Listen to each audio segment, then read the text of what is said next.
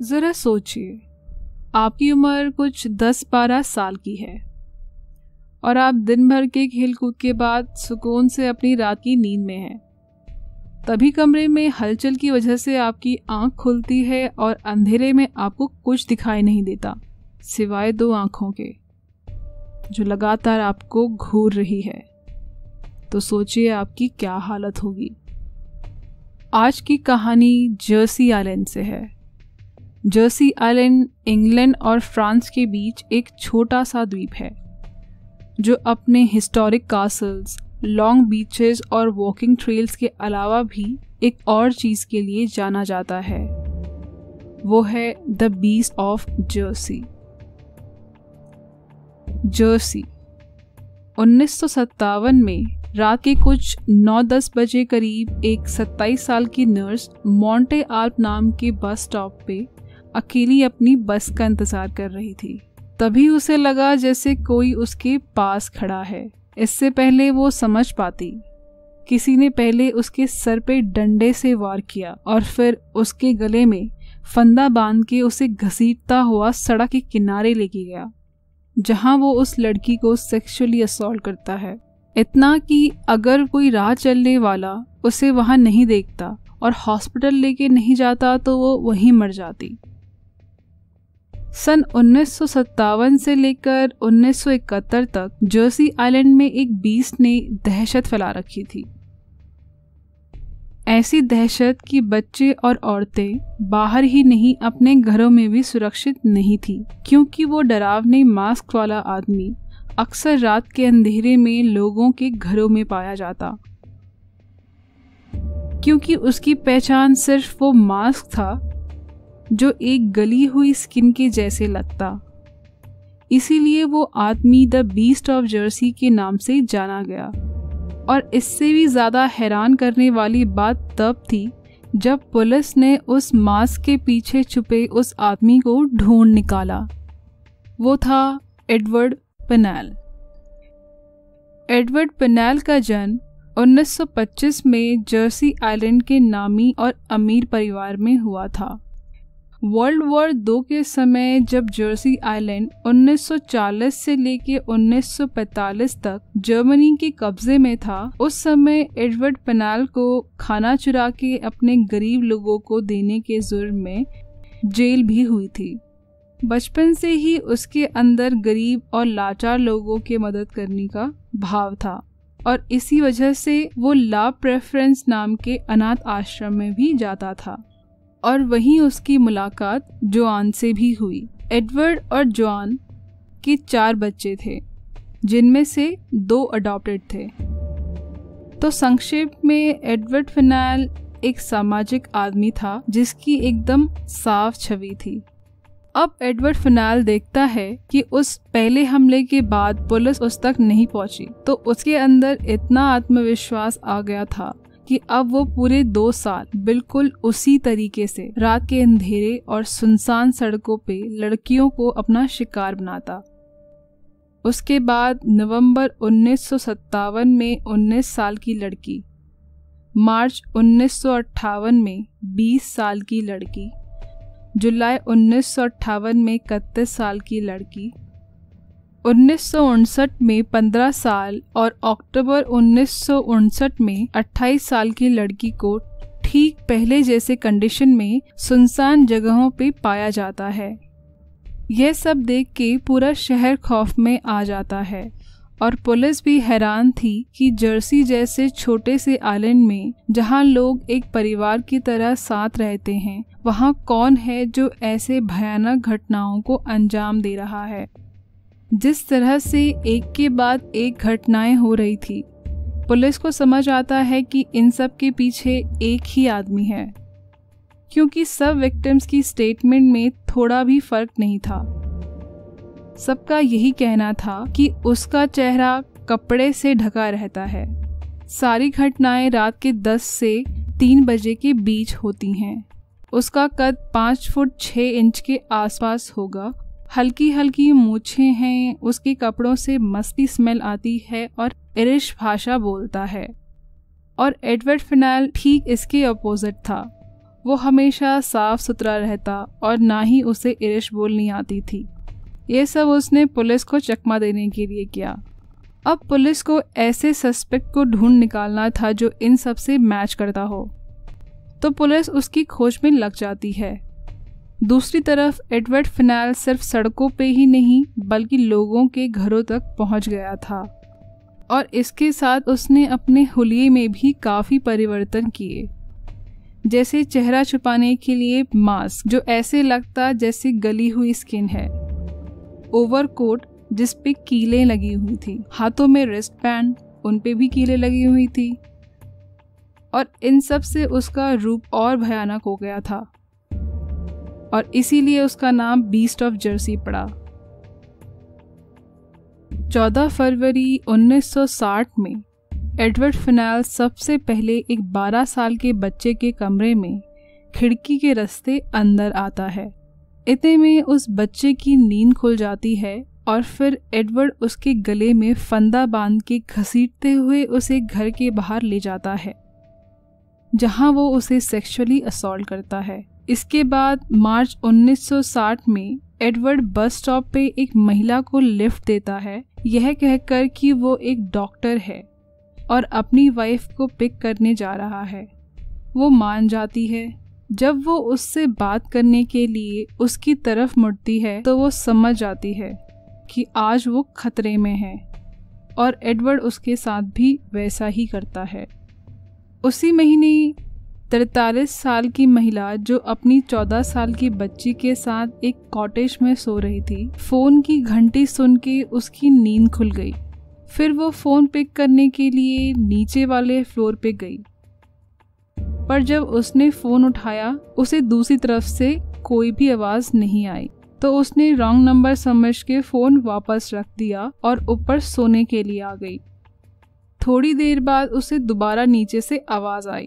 इस बार वो light on करके नीचे चेक करने गई और जैसे ही उसने सबसे आखिरी वाली सीढ़ी पे अपना पैर रखा तभी लाइट चली गई और फिर उसे एहसास होता है कि कोई और भी वहाँ है और फिर झट से एडवर्ड उस पर अटैक करता है, जिसकी आवाज़ सुन के ऊपर सो रही लड़की अपनी माँ को देखने नीचे आती है।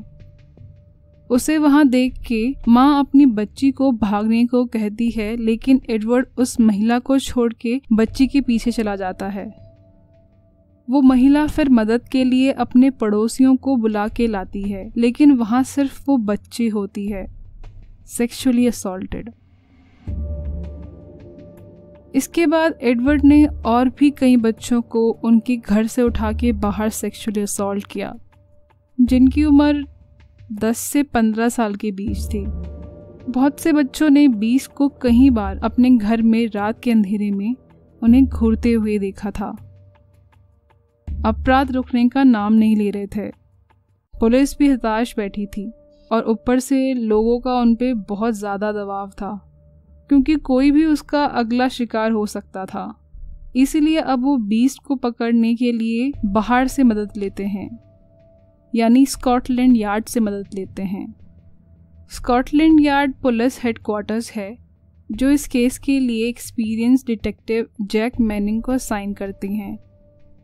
जैक मैनिंग सबसे पहले सभी विक्टिम से उनका बयान लेते हैं, फिर उनकी मदद से बीस्ट का नया टूल किट तैयार करते हैं, जिसमें और भी चीज़ें ऐड होती हैं, जैसे चेहरे पे मास्क, ओवरकोट या रेनकोट जिस पे कीलें लगी हुई हैं, रिस्ट बैंड उस पे भी कीलें लगी हुई हैं ताकि उसे कोई पकड़ ना सके, एक टॉर्च, टेप और रस्सी।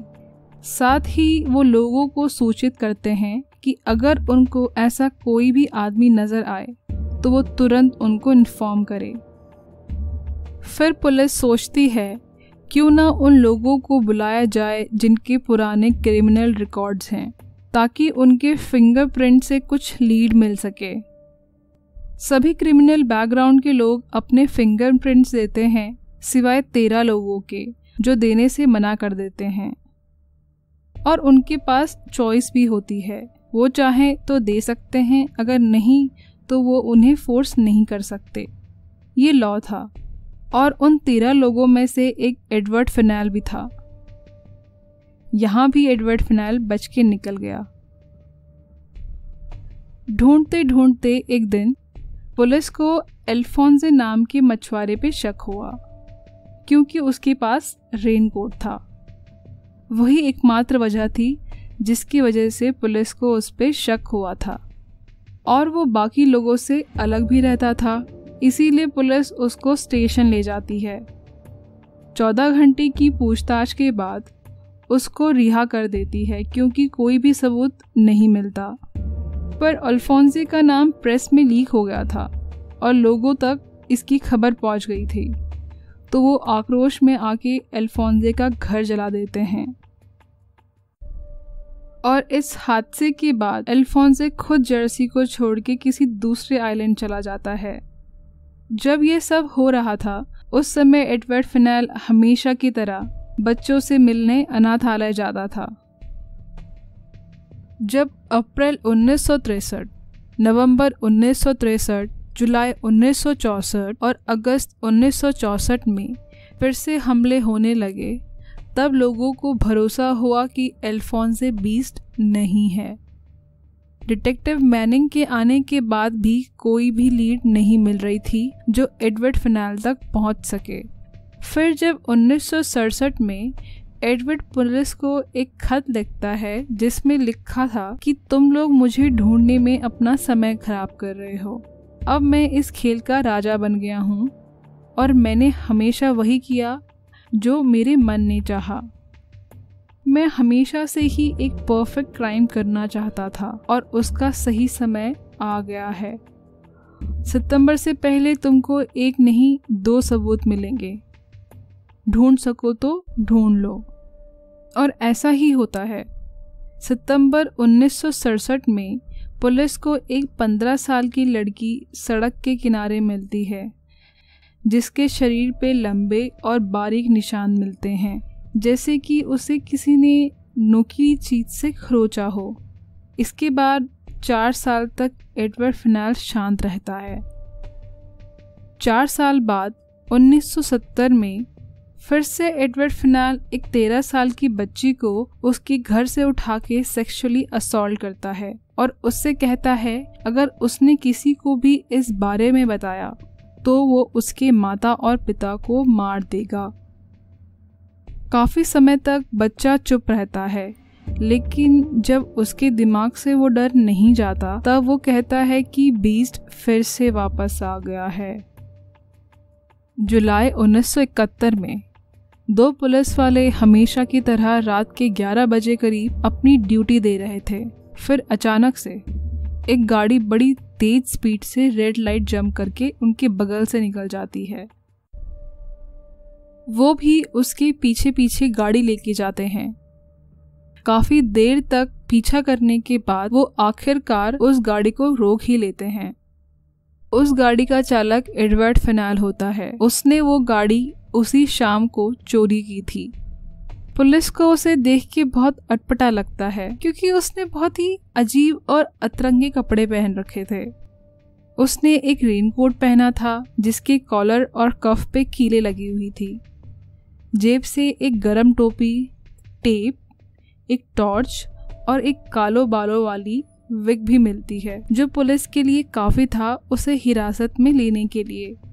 उसके बाद पुलिस एडवर्ड के घर की तलाशी लेने के लिए रवाना होती है। वहां जाके पता चलता है कि एडवर्ड काफी टाइम से अलग घर में रह रहा था। घर में एक कमरे में ताला लगा होता है, जहां से वैसे ही मस्ती स्मेल आ रही थी जैसे विक्टिम्स ने अपनी स्टेटमेंट में बताया था। पुलिस ताला तोड़ देती है और फिर वो जो वहां देखते हैं वो किसी की भी कल्पना के परे था। एडवर्ड फिनाइल एक सेटनिस्ट था। सेटनिस्ट जो शैतान को पूजते हैं। उस कमरे में बहुत सारी चीज़ें मिलती हैं, जैसे ब्लैक मैजिक ऑल्टर, शैतानी किताबें, दीवार से लटकी हुई खुखरी, अलग अलग तरह की विग्स, मैचिंग आईब्रोज, पुराने कपड़े और बहुत सारे घरों, औरतों और बच्चों की तस्वीरें जो लाल रंग के पर्दे से ढकी हुई थी। एडवर्ड फिनाइल खुद को द रईस का वंशज मानता था। द रईस फ्रेंच आर्मी का लीडर था जिसने 100 से भी ज़्यादा बच्चों और औरतों को मारा था। वो भी काले जादू और तंत्रगंध में विश्वास रखता था। फिर 29 नवंबर 1971 में एडवर्ड को 30 साल की सज़ा होती है, लेकिन जेल में उसके अच्छे व्यवहार की वजह से उसकी 10 साल की सज़ा माफ़ कर दी जाती है। जेल से छूटने के बाद किसी ने भी उसे जर्सी आइलैंड में रहने नहीं दिया और फिर वो कहीं और चला गया। 1994 में उसकी हार्ट अटैक से मौत हो जाती है। 2008 में जर्सी आइलैंड के लाग्रेन नाम की जगह से ह्यूमन रिमेन्स मिलते हैं, जो कि पहले एक अनाथ आश्रम हुआ करता था। इन्वेस्टिगेशन के दौरान पुलिस को बहुत से चश्मदीदों ने बताया कि उन्होंने कई बार एडवर्ड फिनाल को बच्चों के चेम्बर्स में अजीब से कपड़ों में देखा था और वो क्रिसमस में सैंटा बन के बच्चों से मिलने भी आता था। पर बाद में इन्वेस्टिगेशन में सामने आया कि जो रिमेन्स वहाँ से मिले थे वो ह्यूमन के नहीं थे, तो एडवर्ड फिनाल का नाम उस केस से क्लियर हो गया।